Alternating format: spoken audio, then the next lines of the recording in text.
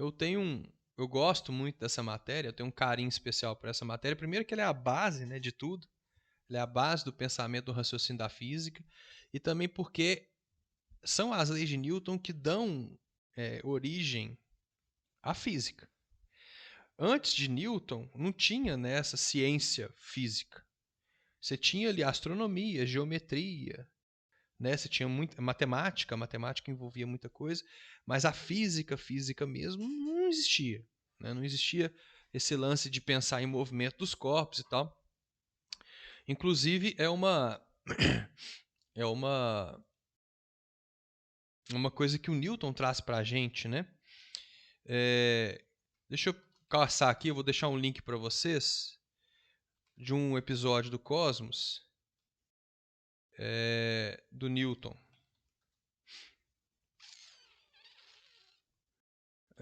Cosmos, Isaac Newton. Deixa eu ver aqui. Depois eu acho que coloco para vocês. Assim, é fantástico ele contando a história do Isaac Newton, como que ele chegou. É o episódio 3, quando o conhecimento venceu o medo. É esse mesmo. Existe a própria Discovery, ela disponibilizou, tá? Isso aí, então não é pirataria, não. Vou colocar aqui no chat para vocês, vocês salvem o link aí. Depois vocês dão uma assistida para vocês verem como é que foi, as coincidências que envolveram, né, o Newton. E muita gente usa a história do Newton até de motivação para a pandemia, eu acho engraçado, né, porque não tem nada a ver com o que era antigamente, porque o Newton desenvolveu as leis de Newton durante uma pandemia também, né? Era pandemia de peste bubônica, alguma coisa assim, né? Ele ficou quase 2 anos na fazenda da família dele, à toa, entre aspas, né? Desenvolvendo a teoria dele. E ele saiu de lá com um dos livros, né? Que é considerado um dos livros mais importantes da história da humanidade, que o título é Princípios Matemáticos da Filosofia Natural. Então, ele intitulou a física, né, como filosofia natural, e tudo que ele queria falar era basicamente assim, o que causa o movimento dos corpos, por que a Lua, por exemplo, né, se mantém em movimento, a Lua não vai freando e para depois de um tempo, o que está impulsionando a Lua em torno da Terra, né? O que faz a Lua girar em torno da Terra? Por quê? Tem alguma coisa empurrando? Porque, se você pensar bem, 99% das pessoas acha que tem alguma coisa empurrando, né? Um objeto que está em movimento, que precisa ter algo empurrando um objeto que está em movimento. Né? Se eu pegar minha canequinha de água aqui, ó, e empurrar ela na mesa, aí eu vou perguntar assim, por que a caneca está se movendo? Você vai falar, porque você está empurrando. Por que ela parou de se mover? Porque você parou de empurrar. E não é isso, né? Minha mesa é bem áspera, né? Enquanto eu puxo a caneca, ela está se movendo. Ó. Se eu paro de puxar, ela para. É isso, né? Enquanto tem força, tem movimento. Força é só puxar ou empurrar, tá, gente? Exercer força é puxar ou empurrar. Depois que você tirou a sua força da caneca, ela parou de se mover. E não é exatamente isso, né? O Newton contestou, né? Na verdade não foi nem Newton, foi Galileu, tá? Que contestou essa ideia a primeira vez. Essa ideia é um pensamento que a gente fala que é um pensamento aristotélico. Tá? Até Isaac Newton, até Galileu, as pessoas achavam que para ter movimento precisa ter uma ação, precisa ter força. E o Galileu trouxe essa ideia da não necessidade de ter uma força. Como é que ele fez isso? Foi assim, ó. Então a gente começar com as leis de Newton, a gente vai falar de Galileu. Cadê o meu mouse? O mouse sumiu. Cadê? Achei. O que o Galileu fez? O princípio da inércia vem do Galileu. E já foi questão do Enem, tá? Essa ideia aqui do experimento do Galileu. E é um experimento mental, tá? Não é um experimento que ele reproduziu no laboratório dele. Ele falou para a galera assim, ó, pensem o seguinte. Imaginem que você tem uma rampa, né? E nessa rampa, você tem uma parte da rampa que é articulada. Então aqui, ó. Essa partezinha da rampa aqui, você pode subir ou descer ela. Então é assim, ó. Você tem uma parte da rampa aqui que você tem a possibilidade, ela é bem grandona, assim, ó, depois eu diminuo ela. Você tem a possibilidade de fazer isso aqui, ó.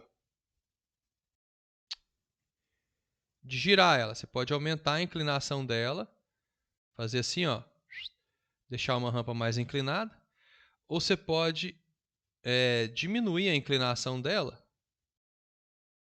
e deixar ela menos inclinada. Tá? Essa é a ideia do Galileu para começar o experimento dele. Aí ele falou assim, ó, nessa rampa você solta uma bolinha.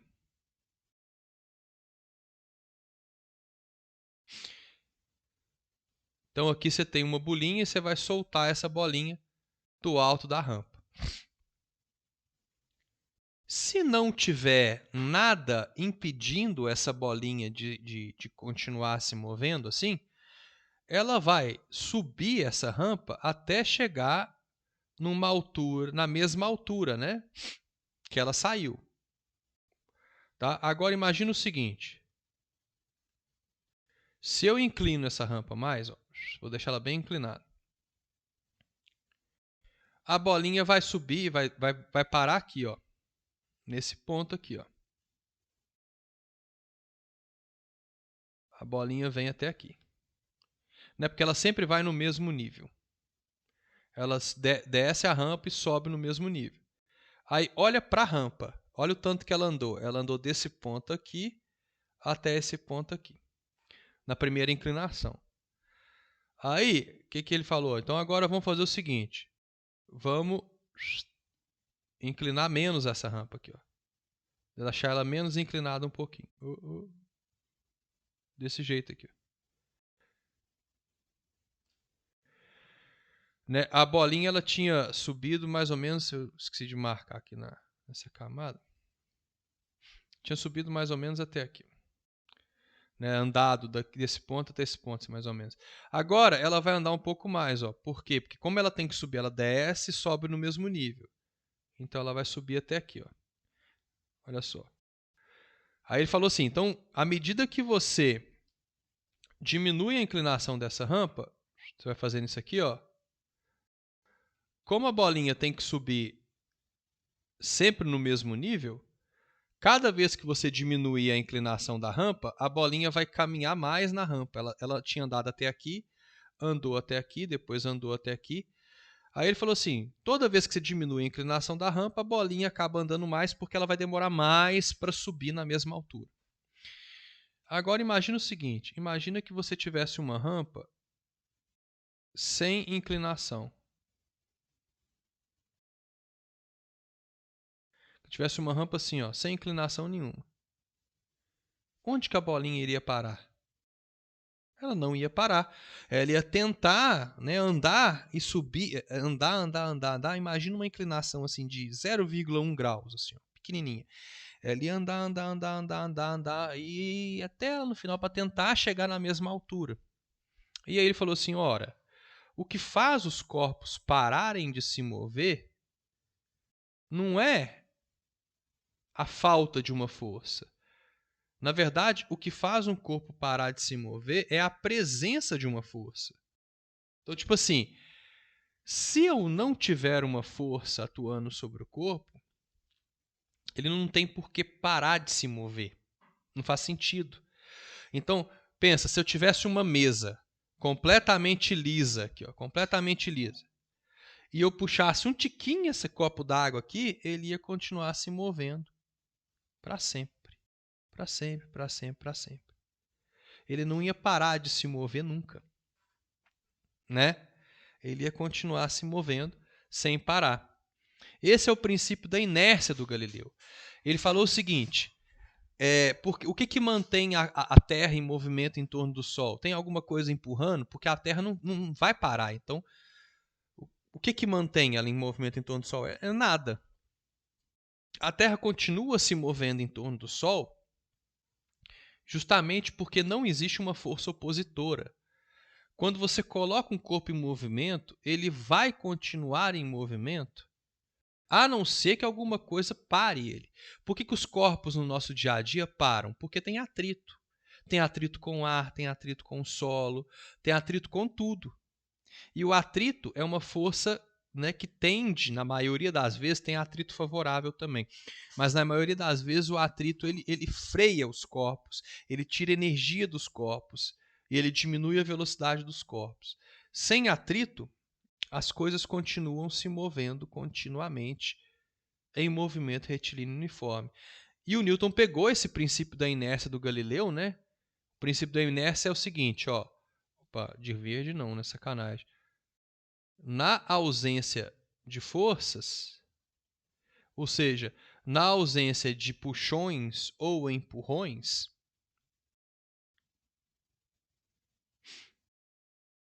os corpos podem. Oi. Ah, não? Ah, valeu, obrigado por avisar. Na ausência de forças, os corpos podem se encontrar em repouso ou em MRU, que é o movimento retilíneo uniforme. Então, se não tem nada atuando sobre um corpo, ele não é que ele está só parado. A galera achava antigamente que se não tivesse um corpo parado, ele não apresenta força sobre ele. Isso é verdade, continua sendo verdade. Mas se um corpo estivesse movendo em linha reta, né, com velocidade constante, também é uma condição natural, também é uma condição de equilíbrio. Tá? A ausência de forças é o que a gente fala, é o que a gente chama de equilíbrio. Olha só, vou colocar um asterisco aqui. Quando a gente tem a ausência de forças, a gente chama isso aqui de equilíbrio. Existem alguns tipos de equilíbrio que são muito simples da gente trabalhar. Olha só. Então, equilíbrio, deixa eu colocar como que se escreve isso na matemática, tá? Ó, equilíbrio significa que a soma, isso aqui é um somatório, né? Um sigma. É o somatório de todas as forças é zero. Essa é a expressão matemática para falar que o corpo está em equilíbrio. Significa que você somou todas as forças sobre um corpo e deu zero. Você pode ter 1 milhão de forças atuando sobre o corpo. Se a soma delas for zero, esse corpo está em equilíbrio. E aí ele tem duas possibilidades. Ele pode estar em repouso ou andando em linha reta, com velocidade constante. Tá? Olha só. Se o corpo estiver em repouso, nós chamamos isso de equilíbrio estático.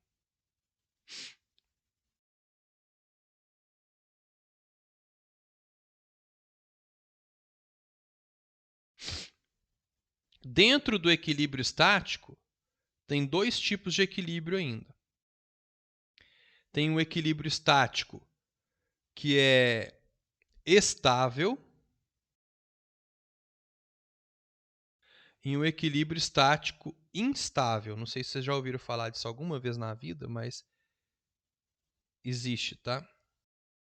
Exemplo simples. Imagina que você tem tipo uma rampinha assim e tem uma bolinha aqui no meio. Essa bolinha está parada, tá em repouso. O equilíbrio dessa bolinha é estável, porque se eu retirar essa bolinha do equilíbrio, ela tende a voltar para a posição de equilíbrio. Então, se eu der um cutucão nela, ela vai oscilar, ela vai tender a voltar à posição de equilíbrio. Então, o equilíbrio estável, tipo meu suporte de fone, colocar ele aqui, isso é um equilíbrio estável, né? Ó. Isso aqui, ó, se eu tirar ele um pouquinho do equilíbrio, ele volta para a posição de equilíbrio. Ó. A tendência dele é voltar para a posição de equilíbrio. Agora, vamos supor que eu equilibre, tipo assim, um negócio meio de lado, assim, ó. Ele está parado, tipo aquelas pessoas que equilibram uma latinha de coca de lado, assim, vocês já viram? Que equilibram uma latinha de refrigerante assim meio de lado e tal. Tá parado, tá em equilíbrio, mas qualquer cutucão no sistema vai tirar o objeto do equilíbrio e nunca mais ele vai voltar para aquela posição na qual ele estava. Então é só a gente inverter essa ideia da rampa aqui, ó, e fazer algo assim, ó. O que é um equilíbrio instável? Seria essa bolinha parada no alto de um morro, no pico do morro. Se eu cutucar ela, ela vaza fora e nunca mais volta para aquela posição de equilíbrio. Tá? Os dois estão em repouso, os dois estão com somatória de forças igual a zero. Estável é que volta para a posição de equilíbrio. Instável é que não volta. Tá? Então, o repouso é um tipo de equilíbrio. E o MRU, que é o movimento retilíneo uniforme, é outro tipo de equilíbrio. O MRU chama equilíbrio cinético ou equilíbrio dinâmico, tanto faz.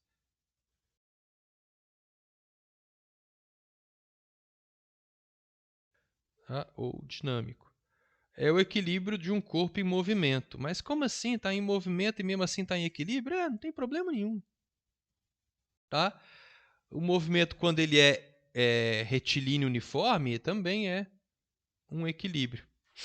Tá? Então vamos supor que você está lá no espaço, né? Você é um astronauta, aí você está mexendo com um parafuso, só que sem querer o parafuso escapa da sua mão e começa a andar lá no espaço.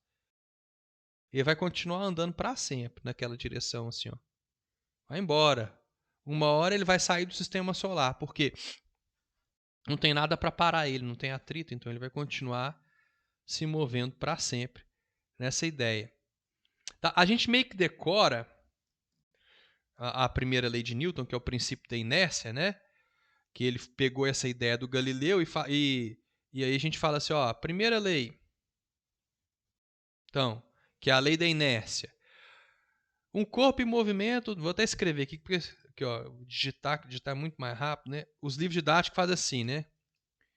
Um corpo em movimento tende a continuar em movimento,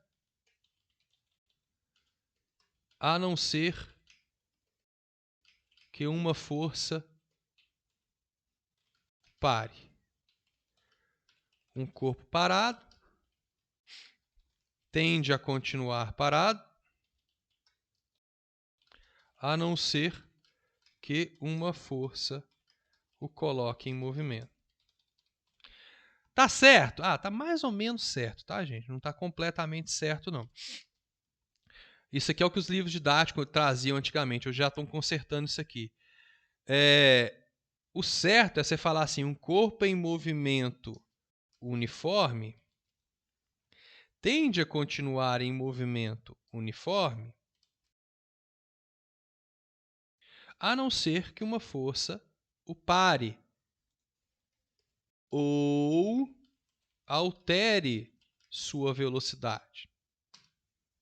Fica complicado fazer as coisas certinhas, né? O resto tá certo, tá? Aqui, ó.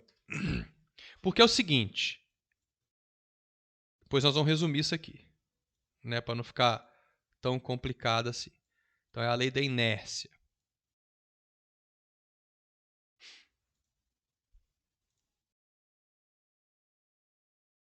Porque velocidade é uma grandeza vetorial, né? Ela tem módulo, direção e sentido. E a ideia é a seguinte: o corpo está andando, fez curva, tem força. Bem simples. Não fez curva, está andando retinho, não tem força. Tá? Então, assim, está observando o corpo. Do nada ele deu uma guinadinha, virou um pouquinho, é porque alguma força empurrou ou puxou ele. Não tem outra opção. Os corpos não mudam de velocidade se não tiver algo atuando sobre eles. Tá? Como é que a gente resume isso aqui? A tendência de um corpo é manter a velocidade dele constante. Só isso.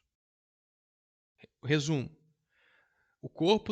Todo o corpo tende a continuar a manter a sua velocidade constante. Se a velocidade é zero, ele quer ficar com velocidade zero. Se a velocidade é de 10 metros por segundo, ele quer continuar com 10 metros por segundo de velocidade.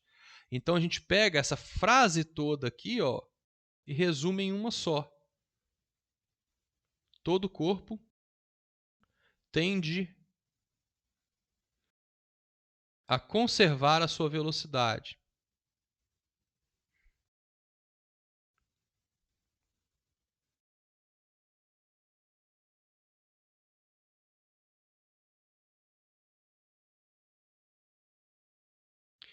E a gente pode até falar mais. A gente pode até falar que essa tendência de manter a sua velocidade constante, ela é até proporcional à massa do corpo. Quanto maior a massa de um corpo, mais ele quer ficar do jeito que ele está. Pensa só, tem um corpo parado. Para colocar ele em movimento, você tem que fazer uma força sobre ele. Se esse corpo tem mais massa, a força que você tem que fazer é maior. Você tem que empurrar ele ou puxar ele com mais força. Se tem um corpo em movimento, a força que você tem que fazer para fazer ele mudar o movimento dele, que seja fazer uma curva, depende da massa dele. É mais fácil separar um fusquinha do que separar uma carreta, né? A inércia do corpo depende da massa. Tá? Essa tendência aqui, ó, é o que a gente chama de inércia. Isso aqui é a inércia. E a inércia depende da massa.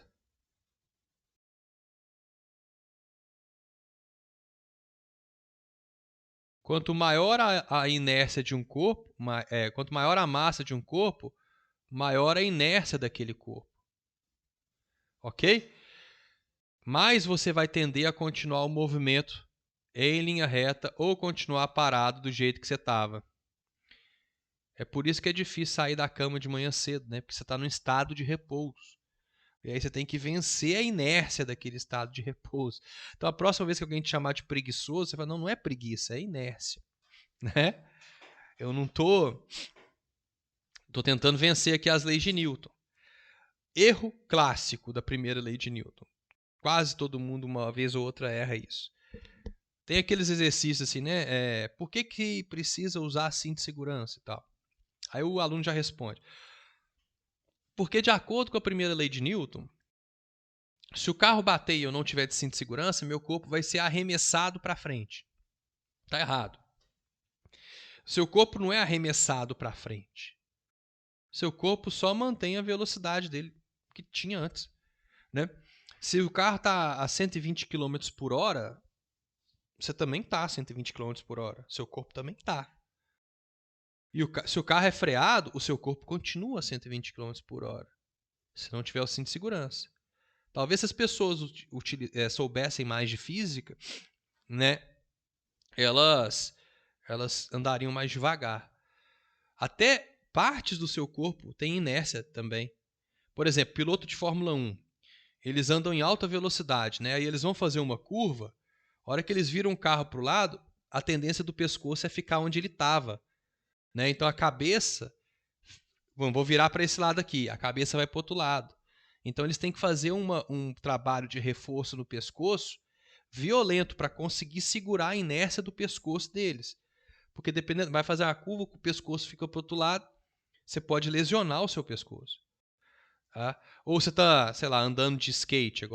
Agora skate virou moda de novo, né?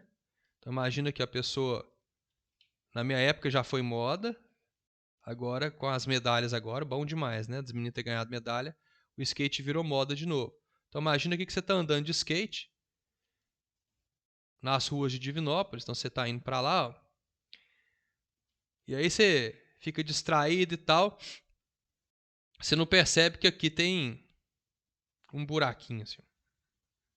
Buraquinho, né? Divinópolis, cheio dos buracos na rua. Aí tem um buraquinho aqui. O que vai acontecer? Você vai cair.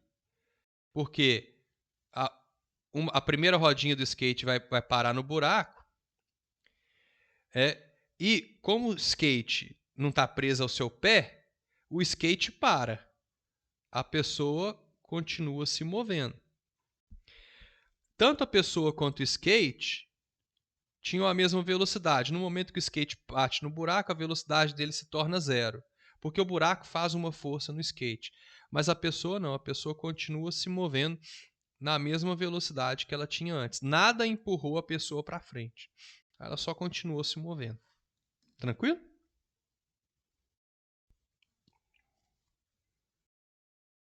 Então não vai errar mais, hein? Inércia não é uma força. Não é a força da inércia que te joga para frente ou que te joga para o lado, né? Não é isso. Inércia é uma tendência e todo corpo que possui massa tem essa tendência.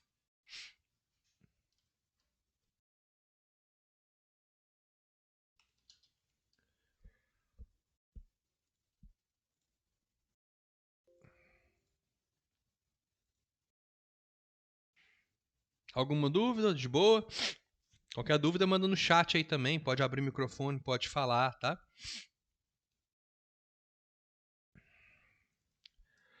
Aí, então o Newton respondeu essa pergunta, né? O que mantém os corpos em movimento contínuo lá depois do Big Bang, tá tudo se movendo e não vai parar de se mover nunca? Nada, nada. É porque não tem nada para parar esses corpos. Mas beleza, e quando eu quero mudar o estado de inércia de um corpo, o que eu tenho que fazer? Aí vem a segunda lei, que é a lei que determina o que é uma força e como calcular uma força, né? Tá, de acordo com Paul Hewitt, que é um autor de um dos livros que eu mais gosto, esse aqui, ó, quer ver? Física Conceitual, do Paul Hewitt. Esse livro aqui, para mim, é um dos melhores livros de física que existem. Deixa eu ver se abre rápido aqui, ó. Chama Física Conceitual. Ele traz a física toda sem nenhuma fórmula de física. Tá? Não tem fórmula nenhuma o livro dele. Ele fala só conceitualmente da física. Tem as fórmulas, mas ele não usa para calcular. Ele mostra só relações. Tá vendo? É tudo assim, ó. Desenhozinho, texto, tá? É bem bacana. Vou mandar aqui para vocês o link dele, se vocês quiserem baixar esse livro aqui, ó.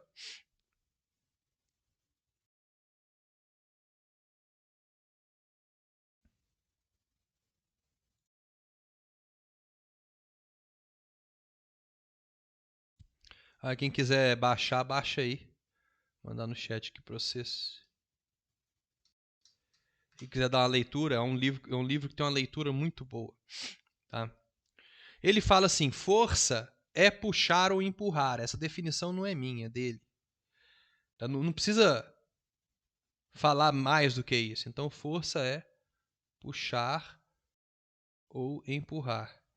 Toda vez que você quer mudar a velocidade de um corpo, se ele é zero, você quer dar a velocidade para ele. Se ele está em linha reta, você quer fazer ele fazer curva e tal. Se você quer fazer isso, você tem que puxar ou empurrar de alguma forma. Nossa, Abud, mas força elétrica. Força elétrica é puxar ou empurrar. Uma carga puxa a outra, uma carga empurra a outra. Força gravitacional também. Então, às vezes na física a gente usa palavras muito chiques para representar coisas que é simples, na verdade. Tá? Então, força é puxar ou empurrar. Quando eu faço uma força, eu altero o estado de inércia de um corpo. Então, olha só, eu gero o que o Newton chamou de aceleração. O Newton criou essa ideia da aceleração. Então, aqui tem um corpo. Qual que é? É um corpo, vou colocar assim, um corpo de massa M. M de massa. M minúsculo é sempre massa na física, tá? M de Maria minúsculo. Sempre que aparecer é massa. Se eu empurrar esse corpo aqui, ó, vamos supor que ele está parado, velocidade igual a zero.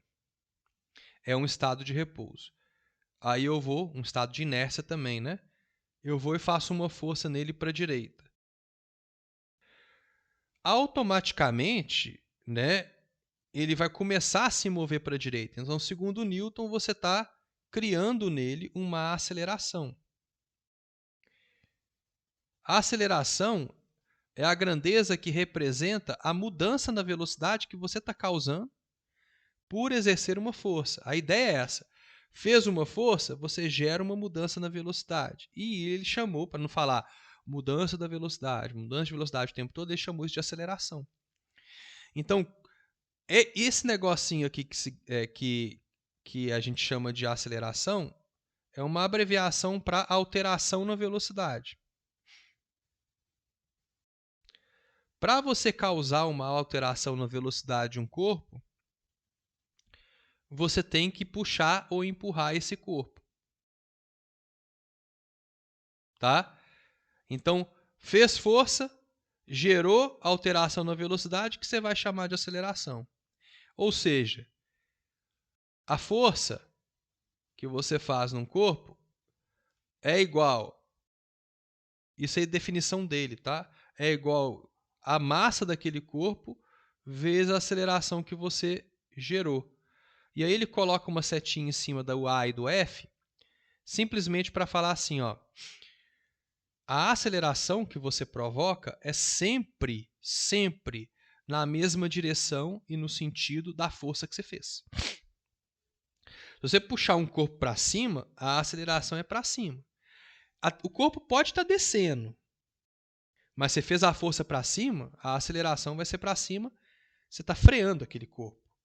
Se um corpo estiver vindo na sua direção e você empurrar ele contrário ao movimento dele, você está freando o corpo. Se um corpo está passando por você e você ajuda o movimento dele, né, você está fazendo uma força a favor do movimento. Então você está aumentando a velocidade dele. As forças podem ser para frear, para acelerar, porque elas provocam alteração na velocidade. Mas elas sempre vão gerar uma aceleração na direção e no sentido da velocidade. Tá? Então, por exemplo, esse corpo aqui, vamos supor, eu vou desenhar de novo aqui, né? Segundo Newton, se você tiver um corpo de massa 1 kg e você fizer uma força nesse corpo, qualquer, é força F, que gere nesse corpo uma aceleração de 1 metro por segundo ao quadrado, então você foi lá, empurrou o corpo com uma força qualquer e criou nele uma aceleração de 1 metro por segundo ao quadrado. Esse corpo tem 1 kg. Aí, segundo Newton, essa força vale 1 newton. Né? Então, você fez uma força que é a massa vezes a aceleração. A massa é 1 kg. A aceleração é 1 metro por segundo ao quadrado. Para não ter que ficar escrevendo 1 kg vezes metro por segundo ao quadrado, o Newton falou assim, ó, essa força que você fez vale 1 newton. É lógico. Ele era extremamente egocêntrico, metido, isso é verdade, tá? Ele era uma pessoa muito, assim, antipática, apesar de brilhante. Então ele deu o nome da grandeza que ele criou, deu o nome dele, vai ser tantos newtons. Então significa que tudo é pensado nisso. Se eu fizer uma força em um corpo de 1 kg, que gere nele uma aceleração de 2 metros por segundo ao quadrado, essa força vai valer 2 newtons. Né? Tudo que você tem que fazer para descobrir o valor da força é multiplicar a massa do corpo em quilogramas vezes a aceleração que ele obteve. Você pode, claro, calcular a aceleração a partir da força e da massa e tal, mas essa é a ideia que o Newton teve para calcular a força. É por isso que é legal você ver também que tudo está interligado, né? Porque se o corpo tem uma massa maior, pensa só, a partir do momento que, vamos supor que eu tenho a mesma força de 1 newton que eu fiz antes, e eu faço essa força aqui, só que um corpo um pouquinho mais denso, aqui, ó, de 2 kg. Eu não vou gerar a mesma aceleração. Eu vou gerar metade da aceleração. Né? Eu vou gerar aqui meio metro por segundo ao quadrado. Por quê? Porque força tem que ser igual a massa vezes aceleração. Né? 2 vezes meio é 1. Então, a partir do momento que eu vou aumentando a massa, as acelerações vão diminuindo. É a ideia dele da massa ser a medida da inércia. Né? Quanto maior a massa, mais difícil de gerar aceleração naquele corpo. De colocar ele em movimento, de tirar ele de movimento, de fazer ele fazer curva e assim por diante. Certo? Então, para calcular a força, você tem que ter a massa em quilogramas né? Então, essa massazinha aqui, ela tem que estar em quilogramas, e essa aceleração aqui, ela tem que estar em metros por segundo ao quadrado. Você não pode colocar em outras unidades, porque a partir desse momento a força vai ser dada em newtons, que é a unidade que o carinha criou, né, para exemplificar a força, tá? Toda força é medida em newtons. Falou força-peso é newtons, nós vamos ver uma por uma, tá? Daqui a pouquinho. Força-peso é em newtons, força normal é em newtons. Nós vamos ver o que significa cada coisa dessa. Força elétrica, força magnética, força gravitacional, toda força que você faz a gente vai medir em newtons, ok? E para fechar a terceira lei de Newton, as leis de Newton tem a terceira lei, que é a mais errada de todas, assim, né? E a mais utilizada também de maneira leviana, né? Que é a lei da ação e da reação, né? Qual que é a frase mesmo que o pessoal fala? Os livros trazem, né? Assim, ó, para toda ação há uma reação de mesmo módulo é valor, tá? E direção, mas oposta em sentido. Ok. Tranquilo, né? Faz de entender. Fez uma força, recebeu uma força. Basicamente é isso. Aí eu sempre jogo a mesma pergunta, né? Beleza. Então quer dizer que quando o cavalo puxa a carroça puxa o cavalo. Mas por que a carroça se move?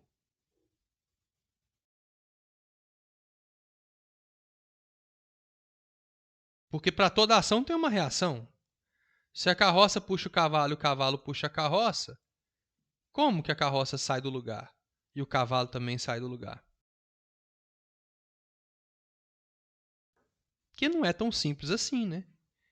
Não é só falar isso. Quer dizer que se eu der um murro na cara do sujeito, ele está dando uma carada na minha mão, né? Um aluno uma vez perguntou isso. Eu falei, Ué, por que dói a cara dele e não dói minha mão, né? Porque os corpos têm resistências diferentes, têm massas diferentes, né?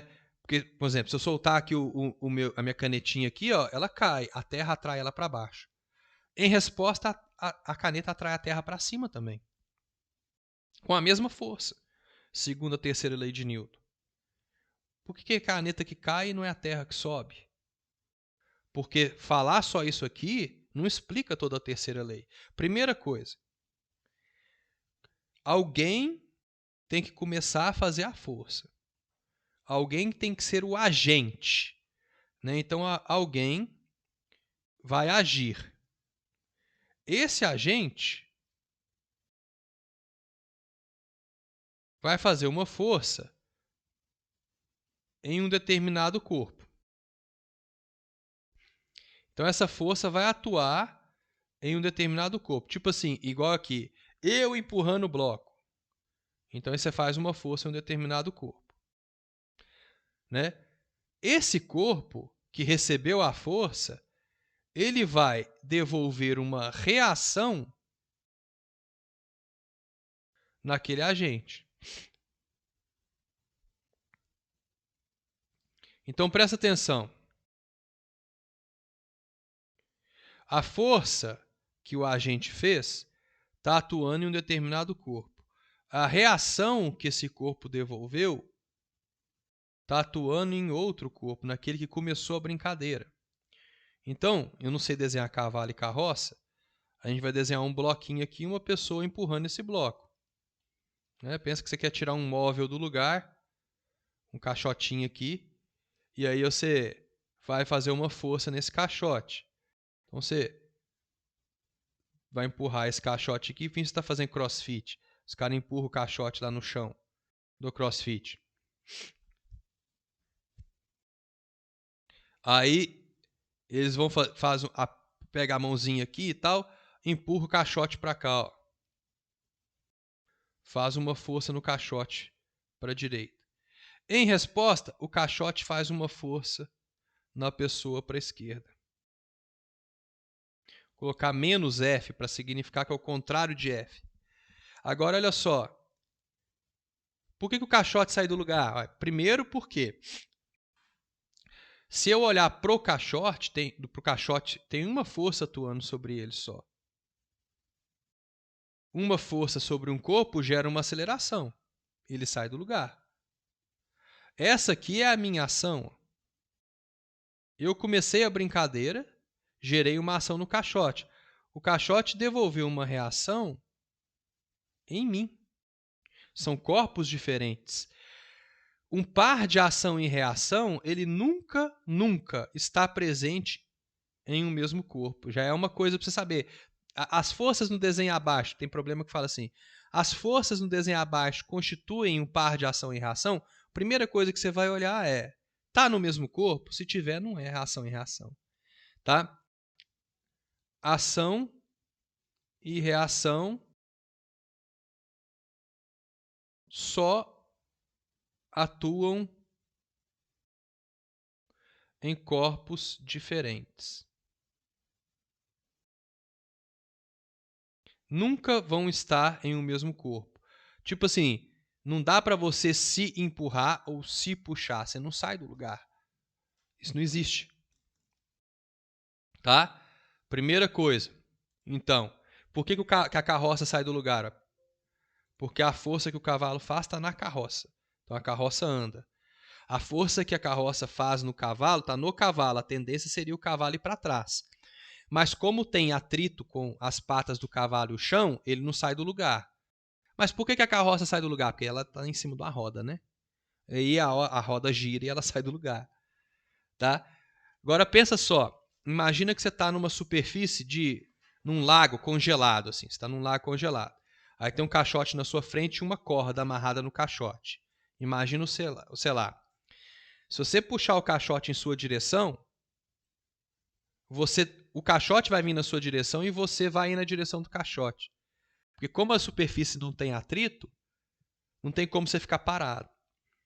Ou então imagina num lago, duas canoas e duas pessoas com uma corda. Elas se puxam. As canoas vão vir uma na direção da outra. Agora, se tiver uma pessoa no pier e outra pessoa na canoa, a hora que ela puxar, ela consegue segurar com o atrito no chão e trazer a pessoa na direção dela. Certo? Então, tudo tem a ver com atrito, com massa. Agora, pensando em massa. Se eu pular o cara que faz salto com vara, né? Ele sai lá, ele vai lá e começa a cair de 6 metros de altura, porque a terra está puxando ele para baixo e tal. Por que é ele que cai e não é a terra que sobe? Ué, porque a massa é a medida da inércia. Né? Aquele corpo com mais massa vai ter uma inércia maior. E a tendência dele é ter uma aceleração menor. Bianca perguntando, mas a força depende da área, não depende? Ah, não, isso é pressão. A pressão depende da área de aplicação. Nós não estamos falando de pressão aqui agora, tá, Bianca? É só de força mesmo.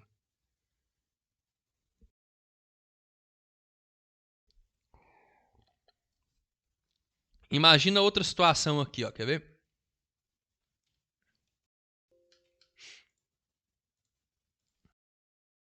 Imagina uma situação em que você tem duas pessoas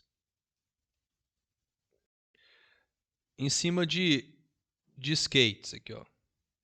Você tem uma pessoa aqui, maior, e ela vai empurrar uma criança que é menor que ela. As pessoas vão se empurrar aqui. Tanto a criança quanto a pessoa vão uma empurrar a outra. Tá? Nessa situação, quando a pessoa maior empurrar a criança com uma força, obrigatoriamente a criança vai devolver a mesma força na pessoa. Ação e reação.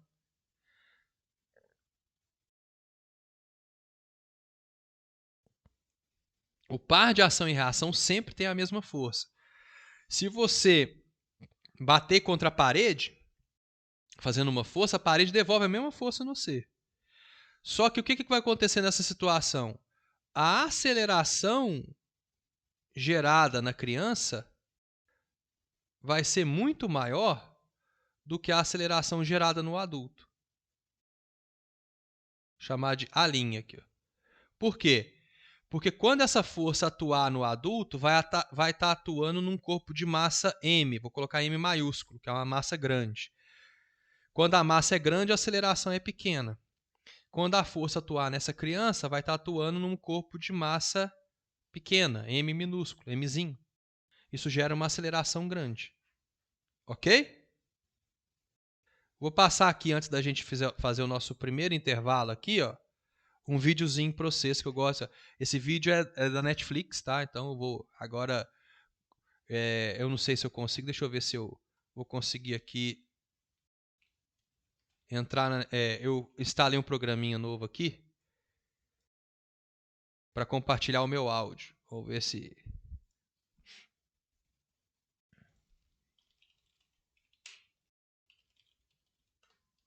Vamos ver se a minha senha ainda é a mesma, né? Porque eu... Ih, peraí. Não sei se eu mudei. Será que eu mudei? Agora vamos descobrir a senha. Tem que usar tem várias senhas. Uma hora eu acerto. Aí vocês vão ver o que eu assisto agora no Netflix. Ó, não, esse eu não assisto. Deixa eu pegar aqui o negocinho só pro transmitir. Alô? Agora eu tô me ouvindo, peraí. Fudeu. Vamos ver se é esse aqui. Nós vamos testando, tá? Peraí. Eu gosto... Love, Death and... Ué, que isso? Será que tirar? Que é esse aqui, ó.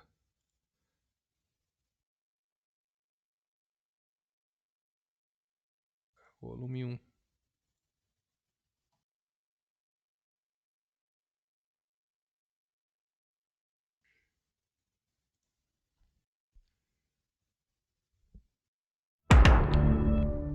Vocês escutaram a Netflix agora ou não? Não? Não saiu o som? Peraí.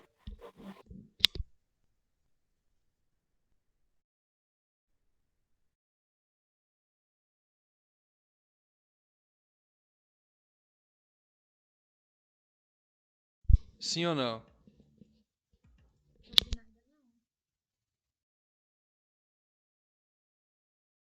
Peraí, alô? Alô? Parei de me ouvir, peraí.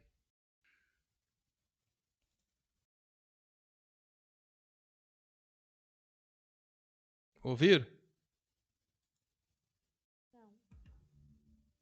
Não? Droga, achei que ia funcionar. Mas... Testar de novo. Também não? Às vezes, Abud, você coloca o microfone perto do seu alto-falante. Não, Não. não, é porque tinha um jeito de eu transmitir o que estava passando aqui na minha tela, só que eu não lembro qual que é. Alô? Agora eu tô me ouvindo, não era pra eu estar me ouvindo. Ah, depois eu desculpo. Acho que eu tenho baixado, deixa eu ver se eu tenho ele baixado aqui. Só queria testar esse novo recurso. Acho que eu baixei ele e eu compartilho.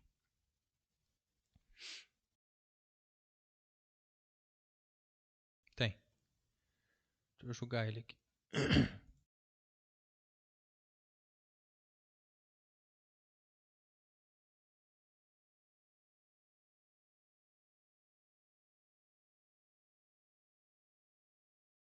Ah, agora tô me ouvindo. Peraí que eu acho que eu não tô... Agora eu não tô ouvindo o computador, peraí. Peraí.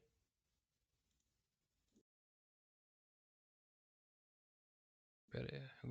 Agora eu passei a ouvir o computador. Desculpa aí, agora eu tenho que compartilhar a guia com vocês. Peraí. Aí eu vou compartilhar, tá? Vocês mudam pro compartilhamento aí da guia. Vou jogar ela pra cá.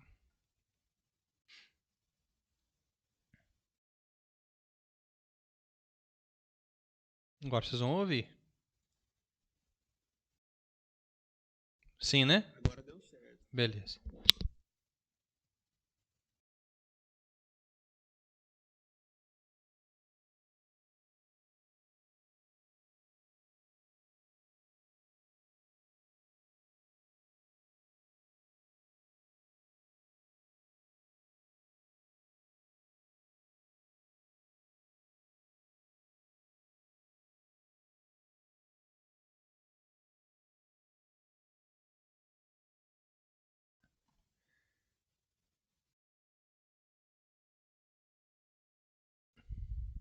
Bacana, né? Tudo a ver, dá uma friçãozinha, mas é massa. Esse seriado são episódios desconexos, tá? Mas todos ligados à tecnologia e tal. Chama Love, Death and Robots. Tá? Love, Death and Robots.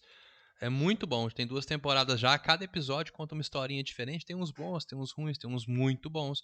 É bacana demais, tudo curtinho, assim, animação top.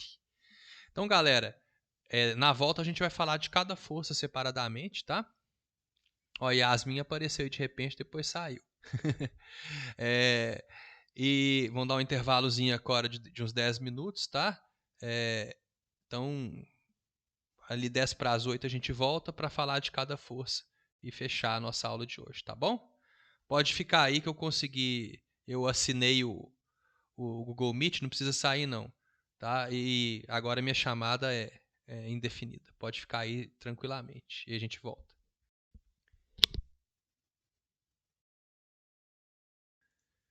Voltando a gravar agora. Né? Existem várias forças que acompanham os exercícios de leis de Newton, né? Então, porque a gente tem que desenhar as forças, analisar as forças que atuam sobre o sistema e tal. E quando você vai desenhar as forças em um sistema, necessariamente você começa pela força peso. Porque a força peso ela atua em todos os corpos que estão na superfície da Terra ou próximos da superfície da Terra. É uma força de caráter gravitacional. Tá? Então ela vem da interação gravitacional entre 2 corpos. O que é isso? Todos os corpos que possuem massa se atraem gravitacionalmente. Massa atrai massa, segundo Newton. Ele mostrou, né, que massa atraía massa, deu para a gente uma fórmula para calcular essa força de atração. Mas até hoje, tá? Até hoje, a gente não sabe de verdade o que causa essa força de atração gravitacional. Tá? É o grande Chan, né? O Einstein deu uma proposta que está sendo muito bem aceita, mas a gente ainda não tem muita certeza, não. A gravidade é uma coisa assim que é algo, uma incógnita ainda, está quase sendo descoberta de verdade o que causa essa força. Mas o fato é, massa atrai massa. Então, você pensa que uma pessoa, o planeta onde ela vive, essa força-peso é a força com que o planeta atrai qualquer corpo em direção ao seu centro. Então, o seu peso, né, é a força com que a Terra te atrai em direção ao centro dela. Essa força, a gente fala que ela é vertical e para baixo, mas na verdade ela aponta para o centro da Terra, né? Então essa pessoa aqui, ela está recebendo uma força para baixo, que a gente fala que é a força peso, né? Esse vetor aqui, essa seta para baixo, a Terra está tentando puxar o corpo aqui em direção ao centro dela. Mas como a Terra é um planeta rochoso, a pessoa para no chão, né? E se a Terra puxa a pessoa para baixo, em resposta a pessoa puxa a Terra para cima. Tá vendo? Ó?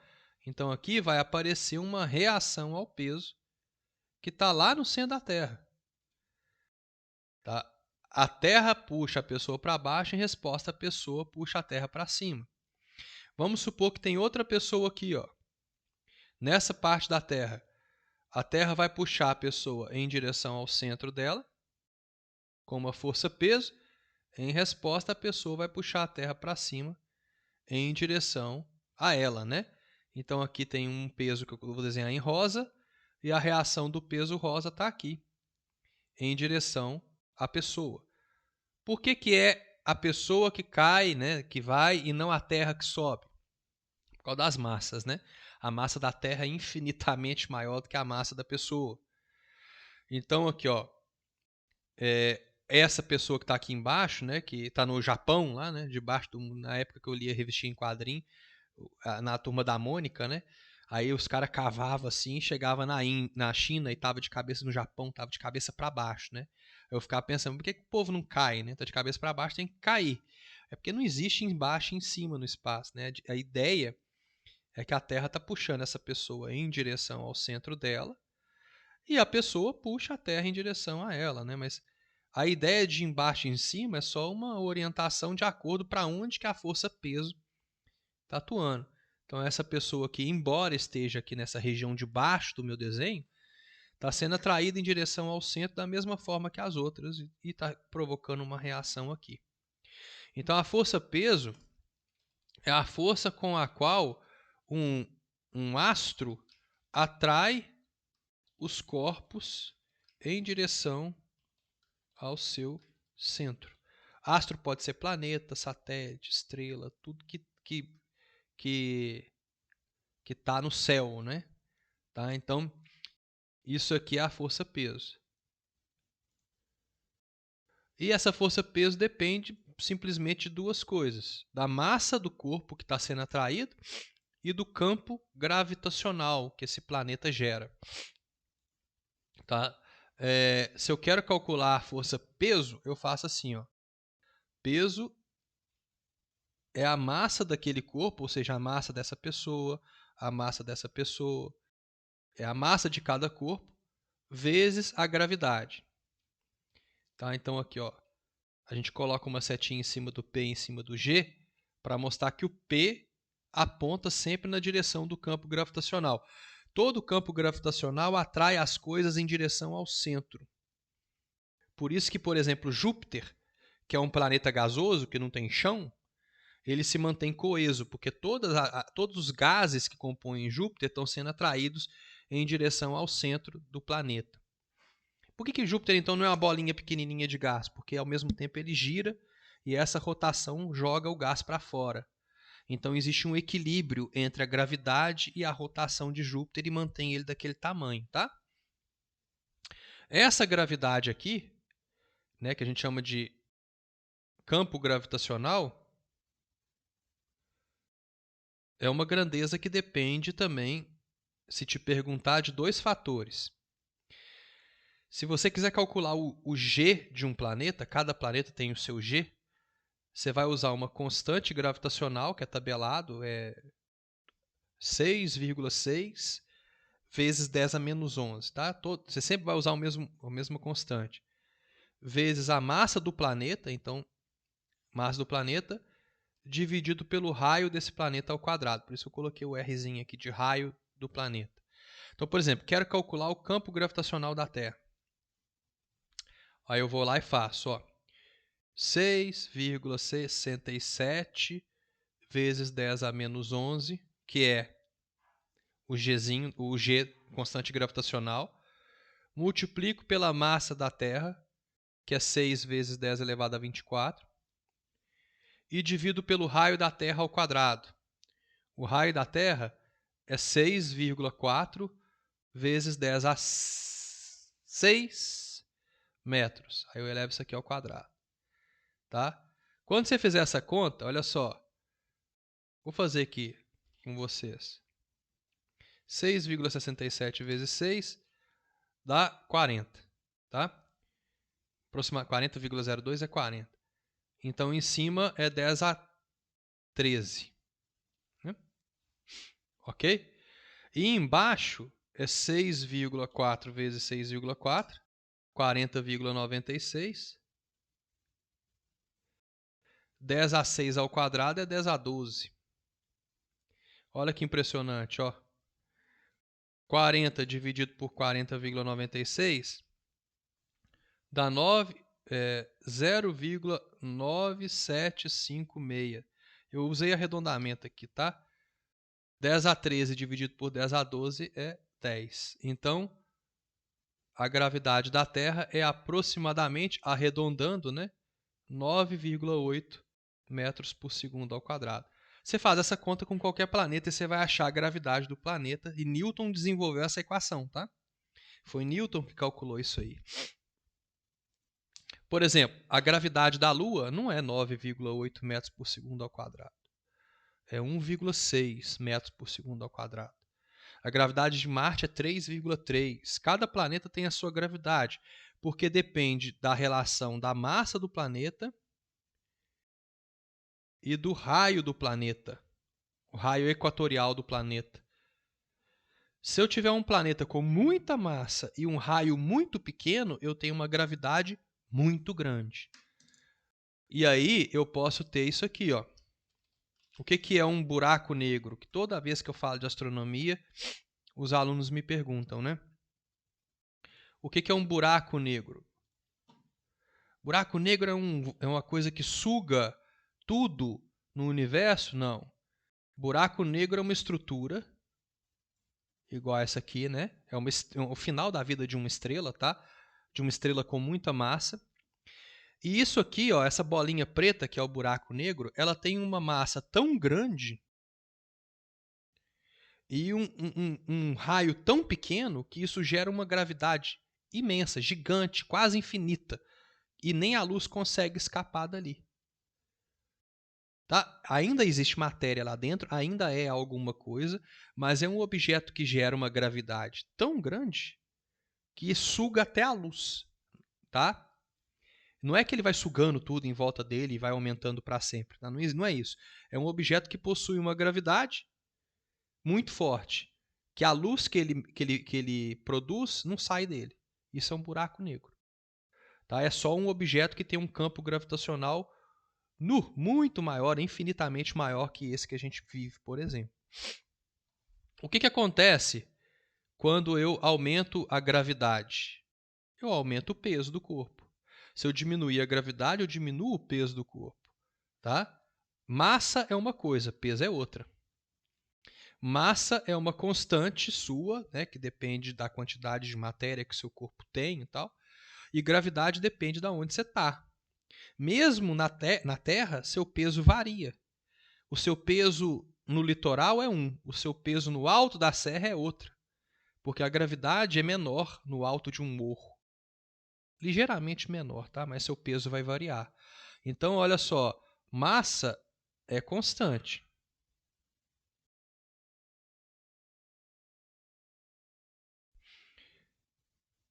Peso varia.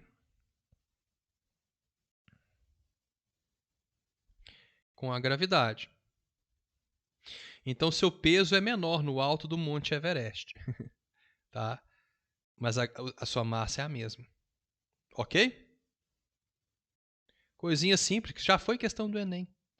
Teve uma questão do Enem que tinha uma charge do Garfield, né? O John, que é o tutor dele, fala: você tá muito gordo e tal, você precisa perder peso. Aí o Garfield sai de lado e fala assim: então eu vou para um planeta com a gravidade menor. Porque existe essa confusão, né, entre massa e peso. A gente fala peso no dia a dia, mas a gente deveria falar massa. Mas ninguém vai falar, né? Imagina, quanto você tem de massa? Você fala assim, quanto você pesa, né? Mas peso é força, tá? Peso é força. Então, se peso é uma força, peso é medida em newtons. Massa é uma constante, né, do corpo que é medida em quilogramas. Então, a minha massa é 80 quilos. O meu peso é aproximadamente 800 newtons, porque a gente pega a gravidade da Terra e sempre arredonda para 10 para facilitar, né? Tranquilo? Oi. O peso, então, seria menor porque a distância com o centro da Terra é maior? Como assim? Isso. No Monte Everest, a distância vai ser maior. Isso mesmo. A gravidade não atua tão forte? Porque aí, vamos supor que você não está aqui na superfície, você está tipo aqui assim. Então não é a distância do raio só, é uma distânciazinha maior, assim, né? Ó. Então, se aumenta a distância, você diminui o campo gravitacional da Terra. Isso diminui o seu peso. Fragou? Bom, próxima força que sempre aparece, força normal. Por que ela chama força normal? Já pararam para pensar, né? Força normal. É porque ela aparece sempre?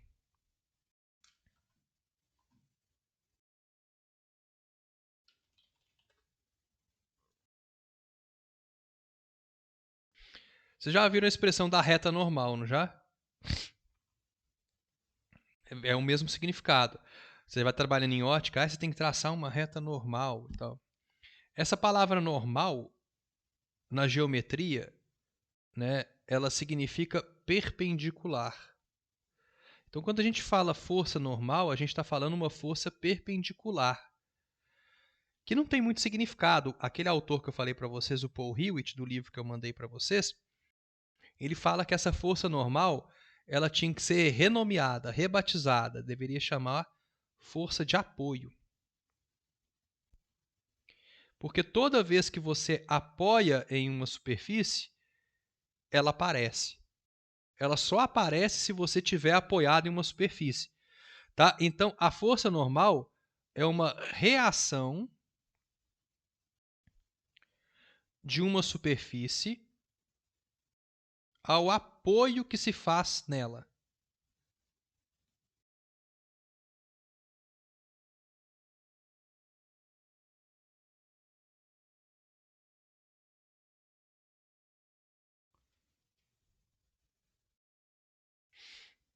Como assim, ó? Vamos pegar aqui e desenhar um corpo aqui, ó. Finge que isso aqui é o tampo de uma mesa. E aí você coloca um livro em cima da mesa, né? The book is on the table. Tá o tampo da mesa. E aí você vai colocar o livrozinho ali no tampo da mesa. E ele vai se apoiar em cima da mesa. Então aqui está o tampo da mesa. E vou desenhar um livrozinho de... Nossa senhora. Tá... aí não. E vou desenhar aqui. Aqui está o nosso livro. Tá bom, só para diferenciar as cores aqui. Tá? O que acontece? A mesa está aqui com os pezinhos dela e tal, né? Quando eu coloco o livro em cima da mesa, a Terra puxa esse livro para baixo. Né? Aí, com a força-peso. Então, ele tem uma certa massa, a Terra faz uma força-peso puxando esse livro para baixo. Se a Terra fosse um planeta gasoso, o livro ia em direção lá do centro da Terra e tal. Só que tem a mesa no lugar. Então, a mesa impede o livro de descer. O livro se apoia sobre a mesa. Então, o livro faz uma força de apoio em cima da mesa. Que ela atua aqui. Ó. Vamos pegar nesse ponto aqui. O livro está pressionando a mesa para baixo. Então, ele faz um apoio aqui, ó, na mesa. Uma força de apoio aqui sobre a mesa. Em resposta, a mesa devolve uma força que a gente chama de força normal sobre o livro. Olha só, o livro se apoia na mesa, em resposta, vou desenhar maior aqui, em resposta a mesa empurra o livro para cima. O livro empurra a mesa para baixo, em resposta a mesa empurra o livro para cima. É só isso. Estou sentado na minha cadeira, minha bunda está empurrando a cadeira para baixo. Em resposta, a cadeira empurra minha bunda para cima. Então, em todo ponto de apoio existe uma força normal. Aqui é uma ação. O livro aciona a mesa para baixo. Em resposta, a normal aparece, que é uma força de reação. Por que ela chama força normal? Porque ela sempre, se você prolongar essa força, deixa eu só mudar uma coisa aqui. Só diminuir aqui o peso, só para dar para eu... Se eu prolongar a força normal, ela sempre vai fazer um ângulo, vou trazer ela para baixo aqui um pouquinho. Ela sempre vai fazer um ângulo de 90 graus com a superfície na qual o objeto está apoiado. Então, ela é sempre perpendicular, a força normal, ela é sempre perpendicular à superfície de contato. Vou dar outros exemplos aqui numa próxima tela. Quer ver? Ó?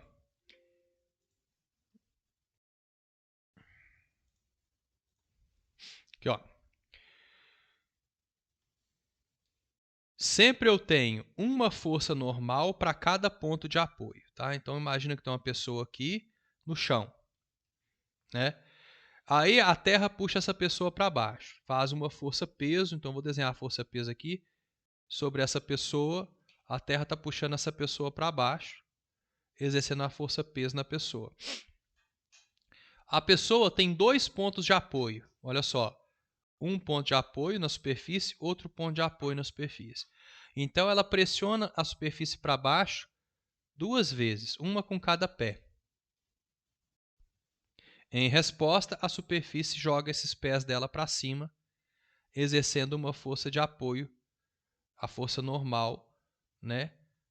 Em cada pé, essa força normal faz um ângulo de 90 graus com a superfície. Ok?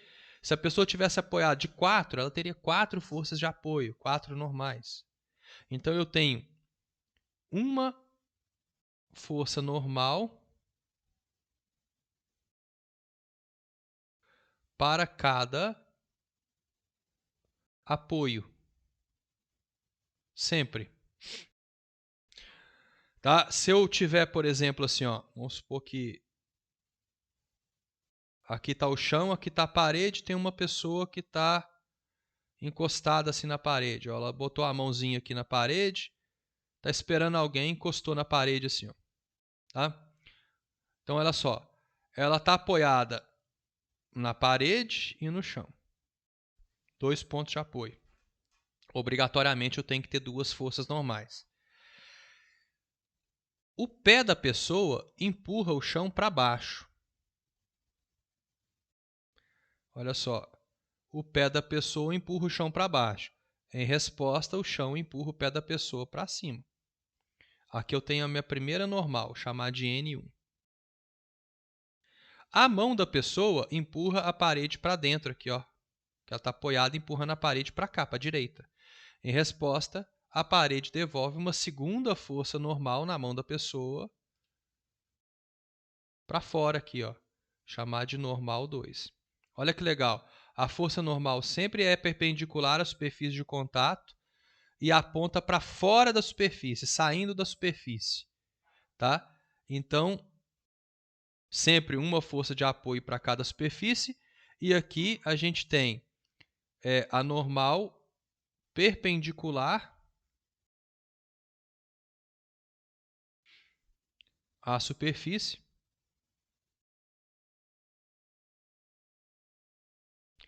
e saindo dela. A normal nunca vai estar entrando na superfície, é sempre saindo da superfície. Tem gente que fala assim, a normal é contrária ao peso. Nem sempre, né? Aqui, por exemplo, o peso desse bonequinho é para baixo. Ó. A terra puxa esse bonequinho para baixo. E eu tenho aqui uma normal que aponta para a esquerda, porque a mão da pessoa está empurrando a parede para a direita. Existe uma situação na qual a normal e o peso são iguais. Quando eu tenho uma superfície perfeitamente horizontal, tá? Então, olha só, isso aqui é uma superfície perfeitamente horizontal, plana, horizontalzaça. Aí, se eu colocar um objeto aqui, apoiado nessa superfície, a normal e o peso são iguais. O peso vai apontar para baixo, o objeto... A gente não fica desenhando essas coisas aqui para baixo na superfície não, tá? É só para explicar. Quando você for desenhar um exercício normal, você bota o peso para baixo e a normal você vai colocar perpendicular à superfície, né? Então, nesse caso, se a superfície é horizontal, a normal é vertical. Nessa situação onde a superfície é horizontal, o peso e a normal, eles têm o mesmo valor. Só nessa situação, somente em superfícies horizontais.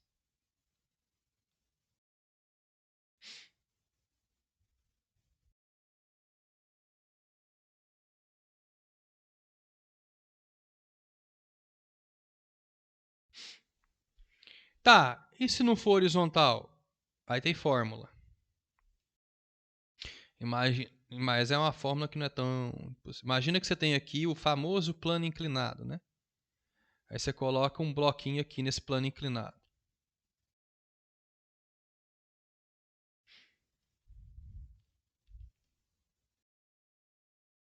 Opa.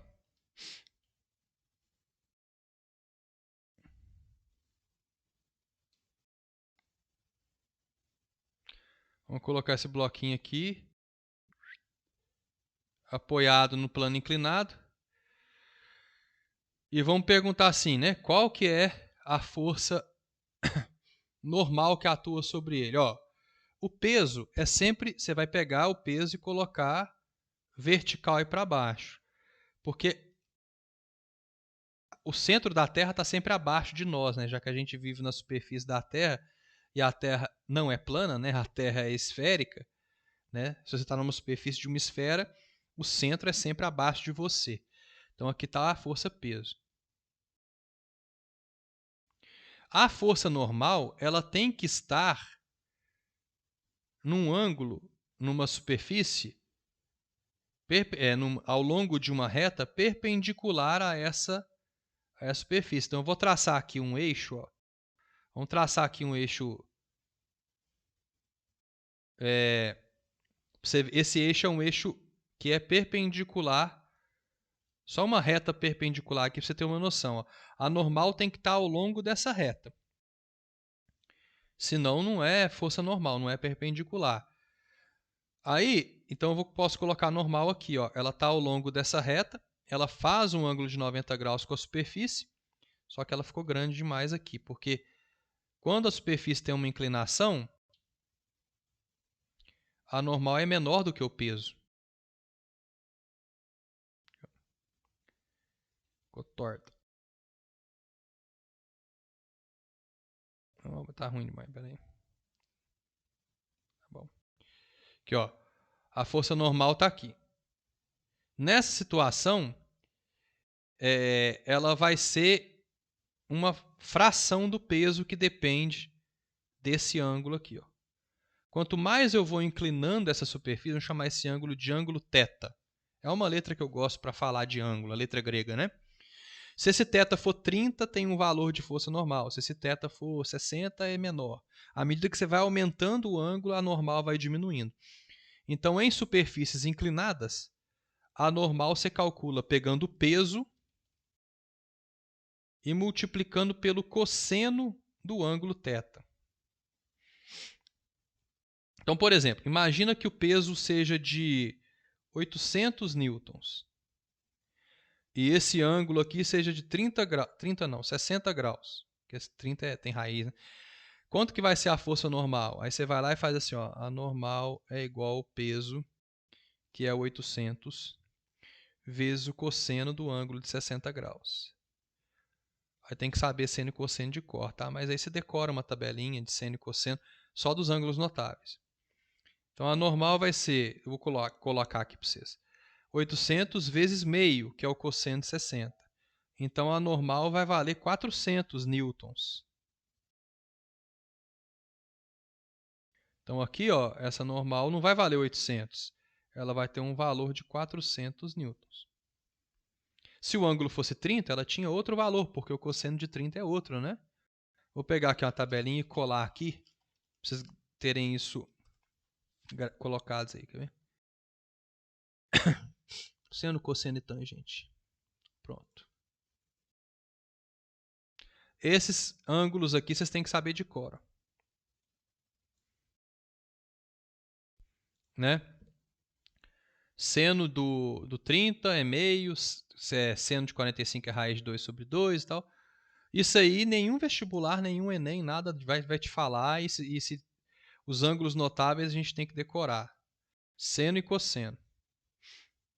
Tem musiquinha, né? Para decorar seno e cosseno. Depois vocês caçam aí que tem musiquinha. Tem professor que já fez musiquinha para isso e tal. Ok? De boa a força normal? Tô terminando já, tá, gente? Aguentem a mão aí um pouquinho.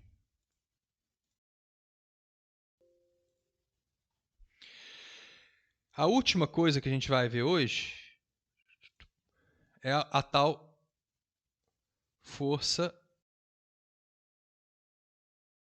de tração. Ela tem dois nomes, tá? Pode ser tração ou tensão. É porque acontece em fios. Então tem gente que chama de força de tração, tem gente que chama de força de tensão. qualquer coisa, né? Tem dois nomes. Significa tipo assim, quando você pendura um corpo, então imagina aqui que você pendurou um objeto no teto. Você pregou uma corda no teto e você pendurou esse objeto no teto. Não tem força normal, porque ele não está apoiado em alguma superfície, né? Você pendurou ele aqui no teto, ó. É um objeto que tem uma certa massa m, então ele tem um peso. A Terra está puxando ele para baixo. Por que ele não cai? Porque tem uma superfície impedindo ele de cair? Não. Ele não cai porque está preso num fio e esse fio está preso no teto. Esse fio está sendo tensionado, tracionado. Quando você estica uma corda, né, ele está sendo esticado. Então é a força de esticão. Tipo assim, né? Quando você estica uma corda, um fio, ela aparece. E como que ela atua? Ela sempre você vai ter duas forças de tensão, sempre. Uma em cada extremidade, atuando nos corpos que estão presos ao fio. Então, ó, sempre duas forças de tensão. Uma em cada corpo preso às extremidades do fio. Fio, corda, cabo, tanto faz. Elas apontam para o centro do fio. Bem simples. Então, olha só. Eu tenho um fio aqui. Ele está preso ao teto e preso à bolinha. Então, sempre duas forças de tensão. Uma em cada corpo preso às extremidades do fio. Então, vai ter uma força de tensão no teto e uma força de tensão na bolinha. Elas apontam para o centro do fio. Então, a força que atua no teto está puxando o teto para baixo. A força que atua na bolinha, porque a bolinha está presa no fio, puxa a bolinha para cima. A gente chama essa força de força T. Tá? Ela sempre tem o mesmo valor. Uma atua no teto, outra atua na bolinha. Por que a bolinha não cai? Porque essa força pode conseguir anular a força peso que a Terra faz para baixo. Ok? Então, você tem que saber o que você vai desenhar, né? Nessas questõezinhas de física. Tem massa, então tem peso. Sempre. Tem fio, então tem força de tensão. Tem superfície de contato, então tem força normal. Ok? Dúvidas até esse ponto? Eu sei que é muita coisa, tá? Em leis de Newton. Então, galera, olha só. Isso que a gente viu hoje está na aula 19 das apostilas. Nós vamos tentar fazer os exercícios, ok? Da aula 19 das apostilas. Pode ser de sala, de casa e tal. E os que vocês forem tendo dúvida, manda no grupo. E sexta-feira eu fico meio disponível ali à tarde para quem quiser tirar uma dúvida ao vivo. A gente abre uma chamada e tal, resolve com mais gente. Eu posso gravar resoluções também, mandar para vocês. Isso acontece, tá? Abud, não entendi tal questão. Eu vou lá e gravo uma resolução rapidinho, mando para vocês. E até é legal que eu uso essa resolução, anexo ela num QR Code, boto na apostila para edições futuras da apostila. Não, vocês podem e vocês têm que perguntar. E tira um tempinho aí, nem que seja meia hora por dia, para tentar resolver os exercícios da apostila. Tá? Meia hora por semana, assim, 1 hora por semana, para você tentar parar e resolver os exercícios da apostila das aulas que a gente está trabalhando. Combinado? Tranquilo?